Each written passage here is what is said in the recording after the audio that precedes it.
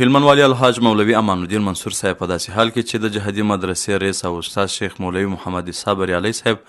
او د امام محمد رحم الله دینی جامع رئیس الحاج مفتی تاج محمد صاحب ملتیا کول د تبلیغي مرکز مسجد جامع حضرت حمزه رضی الله عنه مسجد جامع او امام محمد دینی جامع کې د عالیه و عالمه مرحلو د ازموینو له بهیر څخه لیدنه وکړله. په دې لیدنه کې لومړی د امام محمد دینی جامع رئیس او ورپسې د جهادي مدرسې رئیس د ازموینو د اهمیت او فوایدو په اړه مختصره وینا وکړله. د هغه وروسته هلمند والي صاحب طالب علمانو ته د ازموینو د ارزښت په اړه خبرې وکړلې. هلمند والي وویله د ازموینې د علمي وړتیا ارزونې او علمي استعداد روزنې په منظور اخیستل کیږي او موخه یې دنیوي امتیاز نه بلکې دیني اهداف تعقیبول دي.